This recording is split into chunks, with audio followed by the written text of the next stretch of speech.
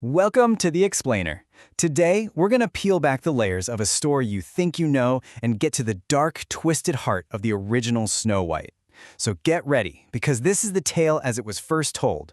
And trust me, it's pretty grim. Right, so when you hear Snow White, you probably picture singing birds and friendly animals. Well, I'm here to tell you to forget all that. The original story, the one collected by the Brothers Grimm, is a whole different beast. It's a chilling story about jealousy, multiple murder attempts, and some truly gruesome revenge. So, where does it all begin? Not in some sunny, happy kingdom. Nope, it starts with a queen, sitting by a window in the middle of winter, making a very, very strange and kinda bloody wish. Yeah, you heard that right. Her wish is inspired by 3 drops of her own blood falling on the snow. Talk about setting a dark tone from the get-go. And, well, she gets her wish. A baby girl named Snow White is born. But that happiness is cut tragically short because the queen dies during childbirth. A year goes by and the king gets remarried. Now this new queen is an absolute stunner, but she's also incredibly proud and cruel. Her whole identity, her entire sense of self-worth is completely wrapped up in this magic mirror she owns. For years, everything is fine. The queen asks her mirror who the fairest of all is, and the mirror gives her the answer she wants to hear. It feeds her ego, keeps her happy. But that perfect little bubble she's living in, it's about to pop. You have to understand, this daily praise from the mirror wasn't just a nice little confidence boost. For the queen, it was everything. It was proof of her status, her power, her worth. It was the foundation of her entire world. Until one day, the mirror had something different to say. And boom, that's all it takes. The queen's jealousy just explodes into this white-hot, murderous rage. This isn't just about vanity anymore. It's about destroying the competition, even if that competition is a little girl. And here's the part that is just absolutely chilling, and it's something the Disney version completely changes. In the original Grimm's fairy tale, Snow White is only 7 years old when the queen decides she needs to die. 7. So the queen orders a huntsman to take this 7-year-old child into the woods, kill her, and bring back her heart as proof.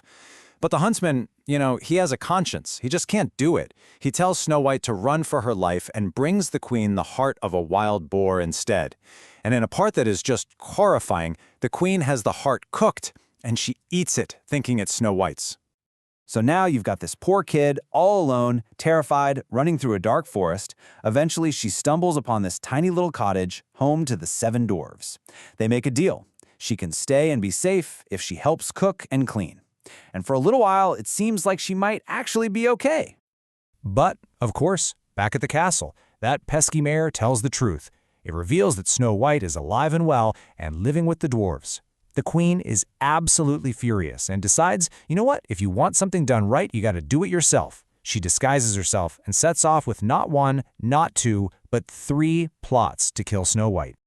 And these murder attempts just get more and more vicious. First, she shows up as a peddler and sells Snow White new laces for her dress, then pulls them so tight that Snow White faints. The dwarves get home just in time and cut the laces, saving her. So the queen comes back, this time with a poisoned comb. Same thing happens. She puts it in Snow White's hair, she collapses, the dwarves come home and pull it out.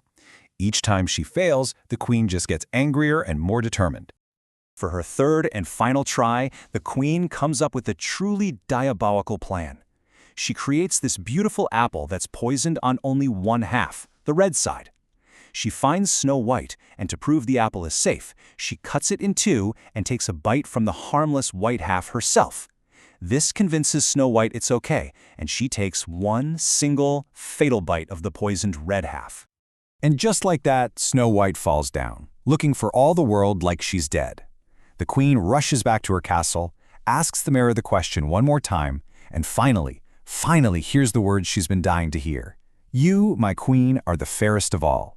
She thinks she's won, but the story is far from over. The dwarves get home and find her, and this time they can't wake her up. They're devastated. But she still looks so beautiful, like she's just sleeping, that they can't bring themselves to bury her in the cold, dark ground. So instead, they build her a glass coffin and put it on a mountaintop, where they can watch over her. So she lies there for a long, long time until one day a prince happens to be riding through the forest. He sees her, is totally captivated, and begs the dwarfs to let him take the coffin back to his castle. They agree, but as his servants are carrying it, one of them trips, the coffin jolts, and that piece of poisoned apple gets dislodged from Snow White's throat. She wakes up. No true love's kiss, nothing magical, just a clumsy accident. So Snow White and the prince fall in love and plan a huge wedding. And in an amazing twist of fate, they invite all the neighboring kings and queens, including our wicked queen. Back in her castle, her mirror tells her the new queen is now the fairest of all.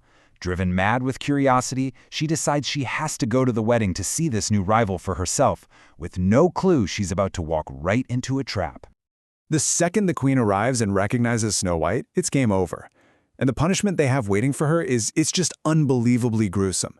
They bring out a pair of iron shoes that have been sitting in a fire until they're glowing red hot. They force her to put them on her feet and then make her dance. She's forced to dance in agony until she literally drops dead on the floor. And that's how the story ends. Snow White and the prince live on, sure, but that final image of the queen's torturous death is what really sticks with you. So it really makes you ask the question, is this a story about good triumphing over evil, or is it something darker? A brutal cautionary tale where the line between getting justice and getting vicious, cruel revenge gets completely and terrifyingly blurred. Something to think about, isn't it?